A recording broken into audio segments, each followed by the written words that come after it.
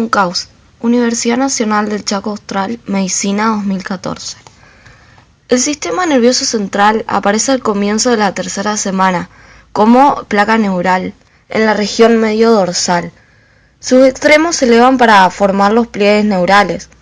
Estos pliegues siguen elevándose y por último se fusionan formando el tubo neural. El extremo cefálico del tubo neural muestra tres dilataciones: las vesículas cerebrales primarias, en donde encontramos el prosencéfalo o cerebro anterior, el mesencéfalo o cerebro medio y el rombencéfalo o cerebro posterior. Al mismo tiempo, este forma dos pliegues: el pliegue cervical en la unión del cerebro posterior y la médula espinal, y el pliegue cefálico en la región del cerebro medio. Cuando el embrión tiene 5 semanas, el prosencéfalo consta de dos partes. Una, el telencéfalo, formado por una parte central y dos prominencias laterales, que es los hemisferios cerebrales primitivos, y dos, el diencéfalo, caracterizado por la excrescencia de las vesículas ópticas. El istmo rombencefálico separa el mesencéfalo del rombencéfalo. El rombencéfalo también consta de dos partes: uno, el metencéfalo, que más tarde forma el puente y el cerebelo, y dos, el mielencéfalo.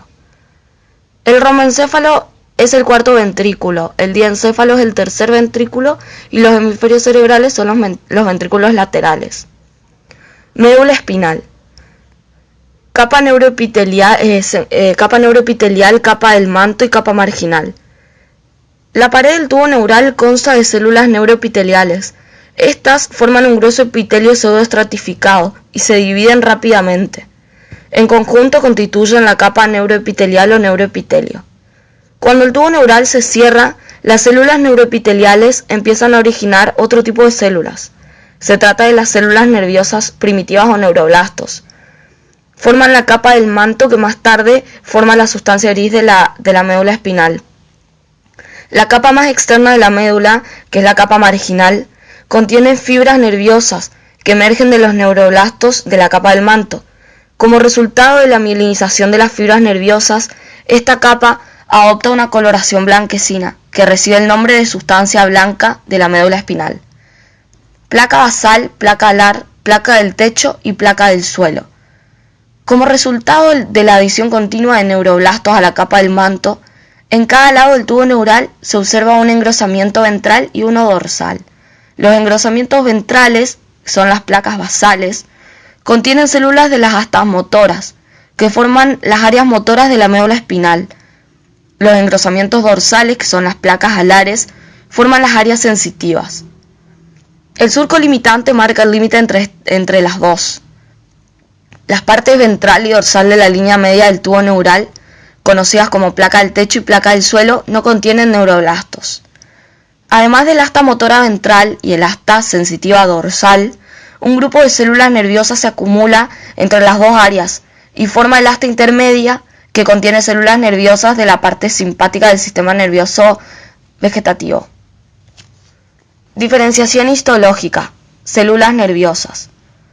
Los neuroblastos al principio son temporalmente redondos y apolares.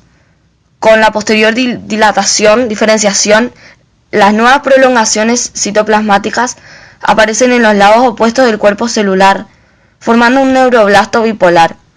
La prolongación en un extremo de la célula se alarga para formar el axón primitivo, y la prolongación del otro extremo, las dendritas primitivas. Entonces la célula se conoce como neuroblasto bipolar y con el posterior desarrollo se convierte en neurona.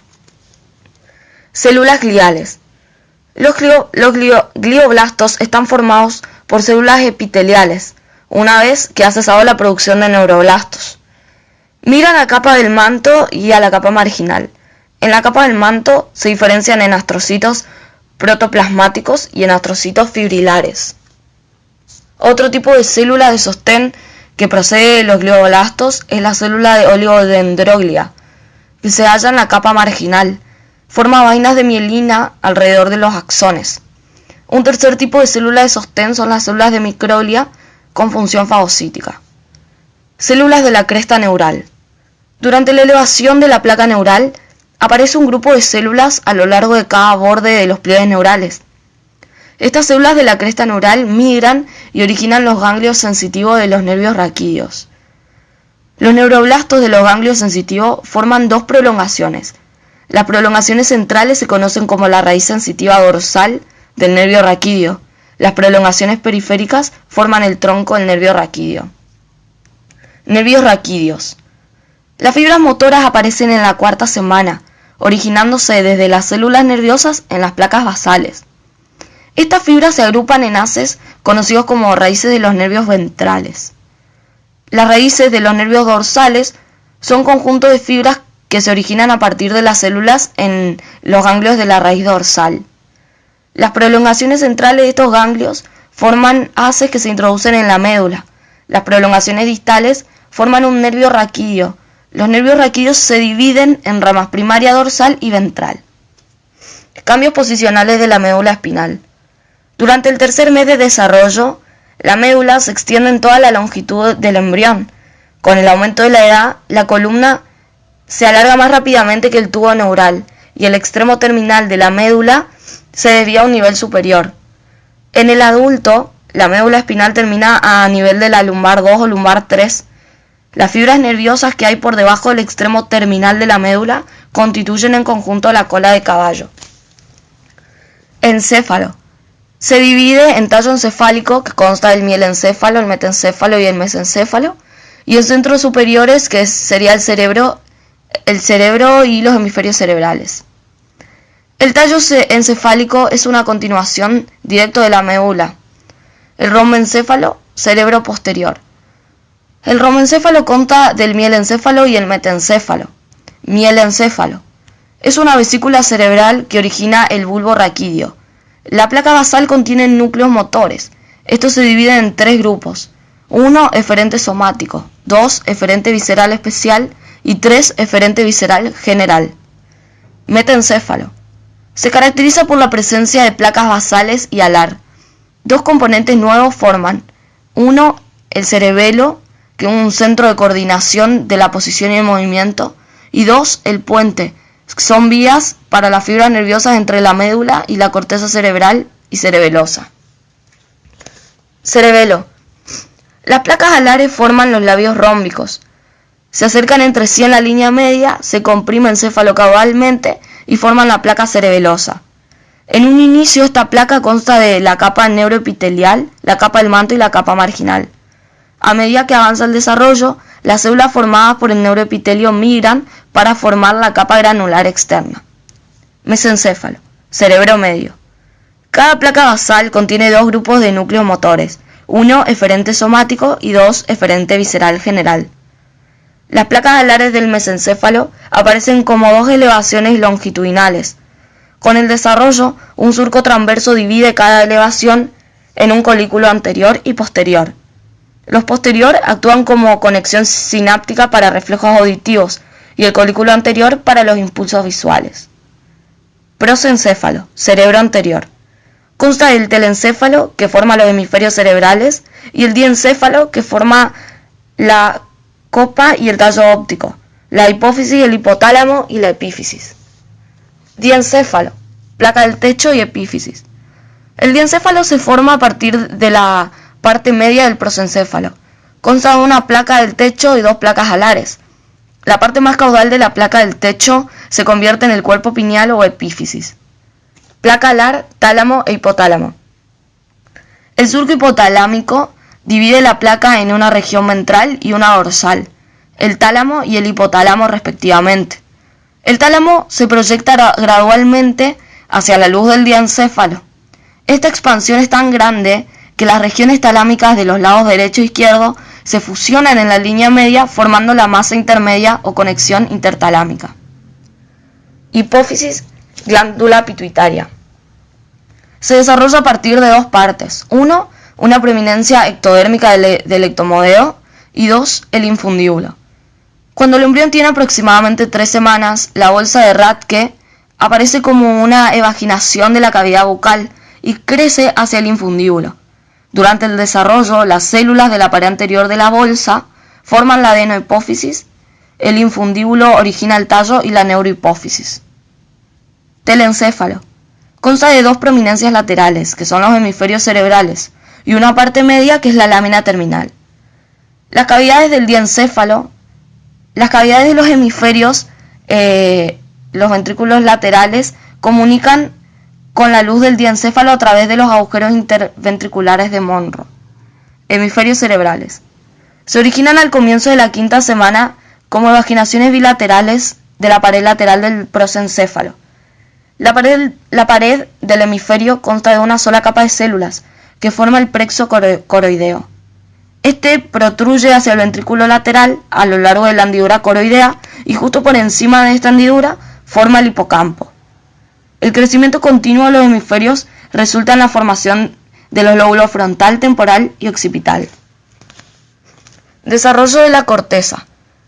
Se desarrolla a partir del palio, que tiene dos regiones, el palio-palio y el neopalio. En el neopalio, ondas de neuroblastos migran y se diferencian en neuronas maduras. Los neuroblastos, formados anteriormente, consiguen una posición profunda en la corteza, mientras que aquellos que se forman más tarde consiguen una posición más superficial. La corteza motora tiene un gran número de células piramidales y en las áreas sensitivas células granulares. Comisuras. Atraviesan la línea media y conectan las mitades derecha e izquierda de los hemisferios. El primero de los haces cruzados que aparece es la comisura anterior. La segunda es la comisura hipocámpica.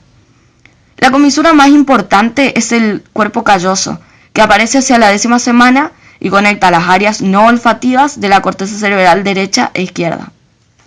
Además, se forman 3 comisuras más, la comisura posterior y avenular y el quiasma óptico.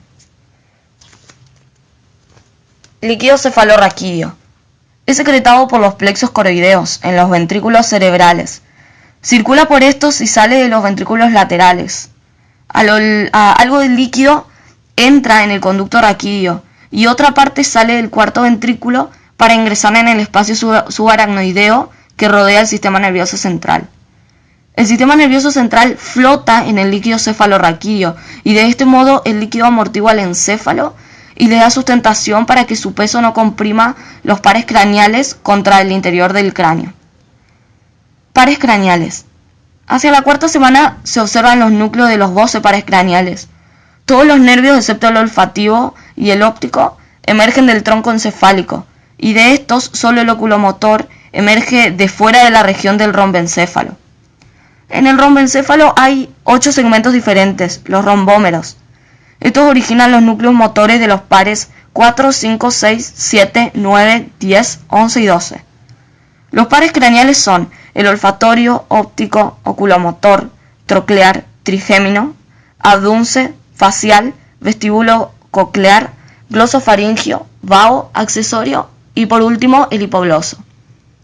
Sistema nervioso vegetativo.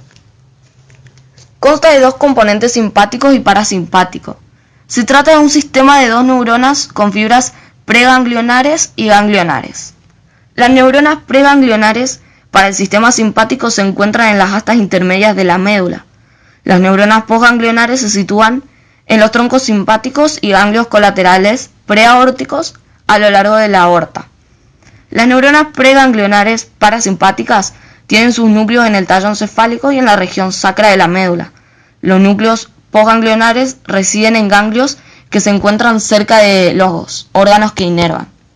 Muchas gracias.